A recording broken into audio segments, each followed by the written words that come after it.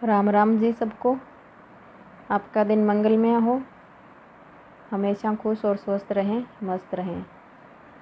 चलिए, आज हम बात करेंगे बुखार के बारे में। फीवर, ज्वर जिसे कहते हैं।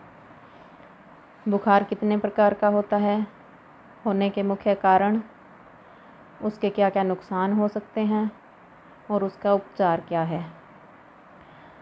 तो बात करते हैं बुखार के बारे में।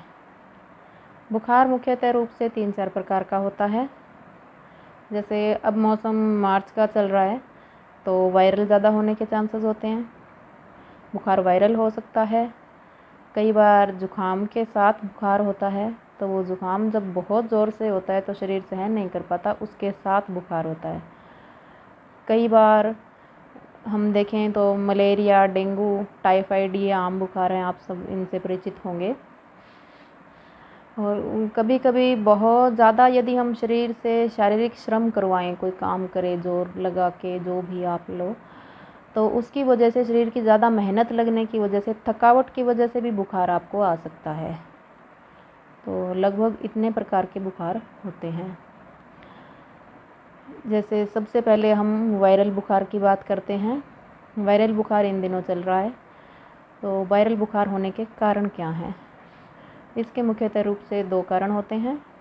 एक तो मौसम का बदलना। चलिए, मौसम के बदलने से हमें बुखार क्यों होता है ये जानते हैं। तो इसमें 2 कारण रहते हैं। पहला, अब जैसे जस्ट सर्दी निकली है तो हमारे बॉडी का टेम्परेचर सर्दी के अकॉर्डिंग कम था, ठंडा हुआ था। जो खून है, शरीर की सभी जो कोशिकाएं हैं, टेम्परेचर है, उसके अकॉर्डिंग थी। अब धीरे धीरे ये गर्मी बढ़ रही है और अब अचानक से इन 2-4 दिन में खूब ज़्यादा बढ़ रही है। तो इसकी वजह से क्या होता है, खून गर्मी में गर्म होने लगता है। तो ठंडे से जब खून गर्म होता है, बॉडी टेम्परेचर ठंडे से जब गर्म की तरफ आता है, तो वो जो खून का बदलाव होता है उसकी वजह से बुखार होता है। ये बॉडी सहन नहीं कर पाती। दूसरा, जैसे अब पानी गंदा होने की वजह से, अब मच्छरों की स्टार्ट हो गई तो उसकी वजह से ये वायरल बुखार हो सकता है। मलेरिया, डेंगू तो गंदे मच्छर, आपको पता है, डेंगू मच्छर से, मलेरिया मच्छर के काटने से होता है। टाइफाइड भी इन दिनों होता है। पानी का जो आपको बता रही हूँ, साफ़ सफाई का कम हो, या जो खून का बदलाव वायरल की वजह से यदि ठीक नहीं हो रहा है, लगातार चल रहा है, तो वो भी टाइफाइड बन सकता है। तो ये हो गए बुखार के प्रकार।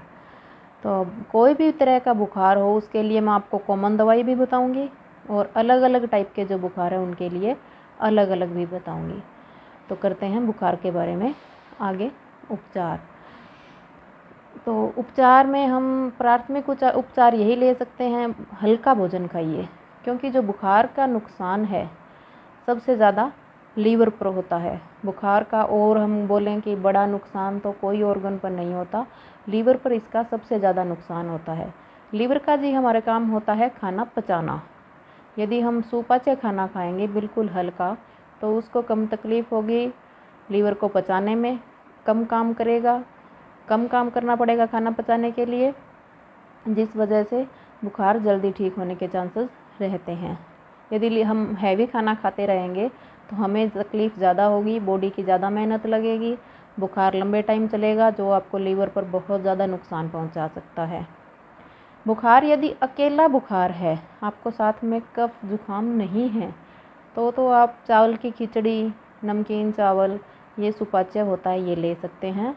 यदि आपको जुखाम और कफ है तो चावल का प्रयोग ना करें, ये कफ को बढ़ाता है। ठीक है, तो आप सीधा दलिया, फ्रूट, सैलेड, पानी ज़्यादा पिएं, इन सब चीज़ों का यूज़ कर सकते हैं। तो वायरल बुखार में दवाई के रूप में हम बात करें तो गिलोय सबसे उत्तम। उबाल के 2 टाइम काढ़ा पीजिए।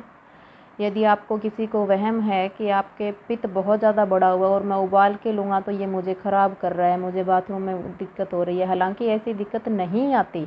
गिलोय उबाल के लेने के बाद भी यदि आप पीते हैं तो आपका जो फीवर के अंदर बाथरूम कम आता है वो बहुत ज़्यादा आता है, और जो किडनी है वो बहुत अच्छे से साफ़ होती है।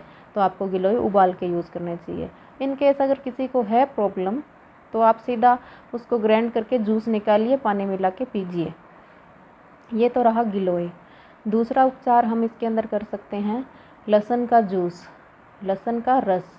अब ताज़ा लहसुन आ चुका है, उसको आप 5-7 कली छोटे जो मामजस्ता बोलते हैं इलायची कूटने का, वो लीजिए, या आप जैसे भी उत्तम समझे उसका कैसे भी जूस निकालिए। बड़े हैं 1 चम्मच जूस लहसुन का, 2 चम्मच शहद मिला के आराम से 10-15 मिनट लगाइए चाटने में। आधे घंटे के अंदर पसीना आके आपका बुखार एकदम ठीक हो जाएगा। इसको आप 3-4 टाइम कंटिन्यू रखें। और यदि छोटा बच्चा है, महीने का, 2 महीने का, 9 महीने का, साल का, 2 साल का, उसके लिए आपको डोज बता दूं। यदि 1-2 महीने के बच्चे को बुखार है तो सिर्फ 1 बूंद लहसुन का जूस, 2-3 बूंद शहद मिलाइए। थोड़ा चेक कीजिए चख के, ज़्यादा तीखा ना हो, उसमें सिर्फ लहसुन की स्मेल आएगी, बाकी शहद की मिठास ही रहेगी। तो वो आप उसको चटा दीजिए, उसका भी बुखार बहुत जल्दी उतर जाएगा। आप देखेंगे आधे घंटे के बाद पसीना आके बिल्कुल शरीर हल्का हो जाएगा। जितने भी हमारे शरीर में गंदे टॉक्सिन्स, गंदगी जमी होती है बुखार की वजह से, वो पसीने के थ्रू निकलती है। और पसीना आने के बाद यदि हम स्नान करते हैं तो हम महसूस करेंगे हमारा शरीर फूल की तरह कोमल महसूस होगा, बहुत हल्का, बहुत हल्का। तो आप यदि किसी को है तो ज़रूर करके आजमाएं, आपको बहुत लाभ मिलेगा। इसके बाद हम तीसरी चीज़ कर सकते हैं दालचीनी का काढ़ा। दालचीनी का काढ़ा बनाइए आप। 1 कप में 1 चम्मच दालचीनी कुटी हुई उबालिए, आधा बचने पे, गुनगुना रहने पे पीजिए, तो इससे भी आपका बुखार उतरेगा।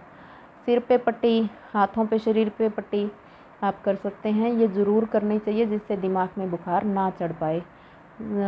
आँखों की कमज़ोरी आती है बुखार की वजह से, आप देखेंगे जलन सी होती है, आँखों पे ठंडी पट्टी रखिए, आपको बहुत अच्छा लगेगा। सिर में पट्टी कीजिए, और अंडर आर्म्स में आप पट्टी कर सकते हैं ठंडे पानी की, तो इससे बुखार बहुत जल्दी उतरता है।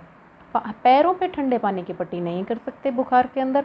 यदि आपको बुखार है तो आप 40-42 डिग्री टेम्परेचर पानी रखिए, उसके अंदर पैर डबो के रखिए, पानी थोड़ा थोड़ा बदलते रहिए।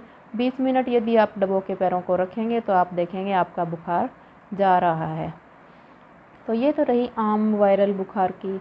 यदि ज़ुकाम में बुखार है तो भी आप गिलोय, लहसुन, दालचीनी, ये तीनों उपाय साथ में कर सकते हैं। यदि आपको मैंने अब बात शहद की बताई है तो इसके प्रिकॉशंस बताना मेरा बिल्कुल फ़र्ज़ बनता है। इसके प्रिकॉशंस है, आप घी का प्रयोग ना करें। यदि आप शहद का यूज़ कर रहे हैं तो आपको 4 घंटे आगे पीछे शहद कंज्यूम करने के 4 घंटे पहले भी आपने घी ना लिया हो, 4 घंटे बाद भी ना लिया हो, ये बहुत ज़रूरी है। ये शरीर के अंदर नुकसान पहुंचाता है। ज़रूरी नहीं है आपको साथ के साथ कोई साइड इफ़ेक्ट दिखे, बट धीरे धीरे कोई बड़ा नुकसान कर सकता है। ये भी नहीं कि डर के आप शहद ना लें, तो आप घी का परहेज़ करिए। वैसे भी बुखार के अंदर मैं घी रेकमेंड नहीं करती, बिकॉज़ ये हैवी होता है, जिसकी वजह से लीवर को पचाने में दिक्कत होती है। बुखार लीवर पे थोड़ा इफ़ेक्ट डालता है, तो उसको हमें हल्का रखना चाहिए। इसके लिए आप घी ना यूज़ करें तो बहुत अच्छा। बाकी दालचीनी और गिलोय का कोई वो नहीं है, आप खाना खाने से 1 घंटे पहले यूज़ करें बहुत अच्छा, नहीं तो कोई हल्का फुल्का खाना खा के 1 घंटे बाद यूज़ करें तो आपको अच्छा रिज़ल्ट मिलेगा। इन सब चीज़ों को आप कंटिन्यू रख सकते हैं। गिलोय को आप 1 हफ़्ते तक कंटिन्यू रखें, जिससे आपका पूरी बॉडी डिटॉक्स हो सके। दालचीनी का काढ़ा आप पी सकते हैं 1 हफ़्ते तक, उसका कोई नुकसान नहीं है।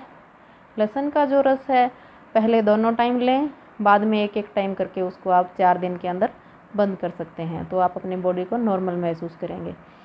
अब रही बात डेंगू और मलेरिया की, तो इसके अंदर आपको गिलोय का काढ़ा पीना है। इसके साथ आप 1-2 काली मिर्च कूट के डाल सकते हैं, हल्का सा अदरक का टुकड़ा, तो इससे आपको ज़्यादा फ़ायदा मिलेगा। दालचीनी का काढ़ा भी आप इसके अंदर पी सकते हैं, लहसुन का रस भी ले सकते हैं। बट जब मलेरिया और डेंगू होता है तो इनके अंदर हमारी प्लेटलेट्स बहुत तेज़ी से घटती हैं, तो हमें उसका इलाज पहले करना बहुत ज़रूरी है। गिलोय तो एक अच्छी औषधि है ही है, इसके साथ साथ आपको करना क्या है, मूंग जो होते हैं साबुत, मूंग को आप पानी में भिगो दीजिए 1-2 चम्मच, सुबह भिगोइए, शाम को खा लीजिए, शाम को भिगोइए, सुबह खा लीजिए, ये कंटिन्यू करना है आपको। चना भी साथ में अगर थोड़ा भिगोएं तो अच्छा, ना अच्छे लगें तो मूंग आपके लिए ज़रूरी है प्लेटलेट्स के लिए। इसके साथ आप बकरी का दूध का सेवन करें। यदि बकरी का दूध नहीं मिल रहा है तो पपीते के पत्ते, उनका रस आप लीजिए, ये प्लेटलेट्स को बहुत जल्दी बढ़ाता है। अनुलोम विलोम कीजिए, अनुलोम विलोम आधा घंटा 1 घंटा सोए सोए जितनी देर आप कर सकें, धीमे गहरे सांस लीजिए, तो ये आपको बहुत जल्दी रिकवरी करेगा। आप देखेंगे पहले टाइम से ही आपको विदिन 20-30% आराम मिलना स्टार्ट हो जाएगा। तो ये तो रहे डेंगू और मलेरिया बुखार, वायरल हो गया, जुकाम के साथ होता है वो हो गया। यदि अब नॉर्मल बुखार है, थकान की वजह से है, कोई काम करने की वजह से शरीर दुख रहा है, तो इसके अंदर आप दूध के अंदर हल्दी मिला के लीजिए, लहसुन का रस, शहद ले सकते हैं, आराम आएगा, बुखार उतर भी जाएगा, दोबारा भी नहीं आएगा। और आप ठंडे पानी की पट्टी कीजिए, सर पे, शरीर पे, पैरों पे नहीं करनी, उससे आपका बुखार उतर जाएगा। और यदि आपको ठंड लग के बुखार चढ़ रहा है, पेट में ऐसे अंदर से ठंड लग रही है बहुत ज़्यादा, तो उसके लिए आप 10 मिनट के अंदर आप ठीक हो जाएंगे। आपको करना क्या है, फुल गर्म दूध लीजिए, आधा कप ठंडा पानी लीजिए, दोनों को मिक्स करना है और तुरंत पी जाइए। इसको करते ही आप देखेंगे जो अंदर से, पेट के अंदर से हमारे सर्दी उठती है, वो एकदम से ठीक हो जाएगी। ये आप कर सकते हैं। तो ये रहे बुखार के उपचार, कारण आपको बताए। लीवर का जो मैं बता रही थी आपको, बुखार का, पैरासीटामोल आप कभी मत यूज़ कीजिए, छोटे बच्चों को मत दीजिए। ये एक बार तो उतार देगा, बट आप बहुत ज़्यादा फील करेंगे, नुकसान करता है लीवर पे। यदि कोई स्टार्टिंग से बच्चे को देखें, किसी को अगर हमने एलोपैथिक दवाई ना दी हो, यदि हम उसको आधी पैरासीटामोल की टैबलेट दे दें तो उसके पेट में भयंकर दर्द होगा। तो आप महसूस कीजिए, आप तो एलोपैथिक खाते हैं, आपको कैसे पता चलेगा कितना नुकसान हो रहा है।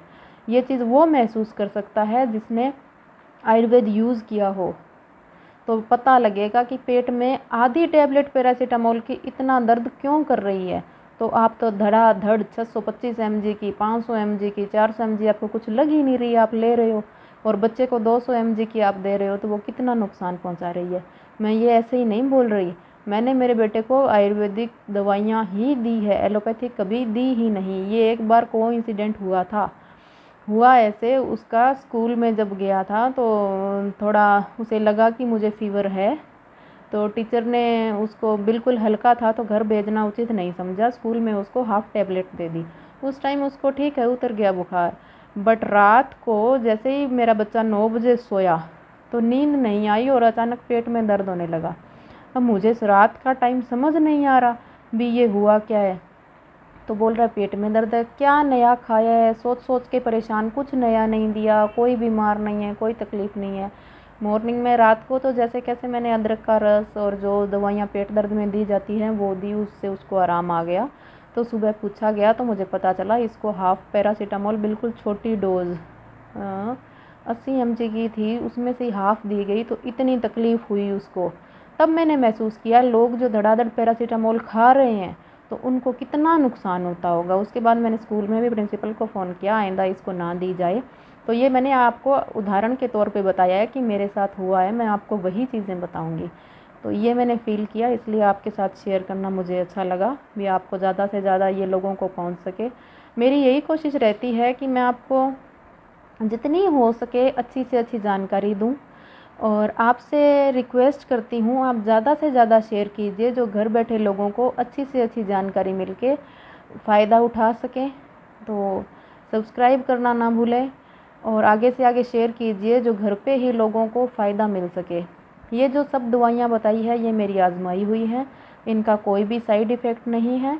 आपको जो बच्चों को देनी है वो भी बता, गिलोय भी आप छोटे बच्चे को दे सकते हो, ये चीज़ छूट गई थी मेरी, मैं आपको बता दूँ। बिल्कुल छोटा बच्चा है, जैसे महीने का, 2 महीने, उसके अकॉर्डिंग बिल्कुल छोटे से स्टार्ट करते हैं। अगर 1 महीने से स्टार्ट करें 1 ड्रॉपर, फिर 1 महीना बढ़ा 1.5 ड्रॉपर। बनानी कैसे है, आप बोल रहे हो 1 ड्रॉपर 1.5 ड्रॉपर का क्या ये मापदंड रहा, कैसे बनाएं।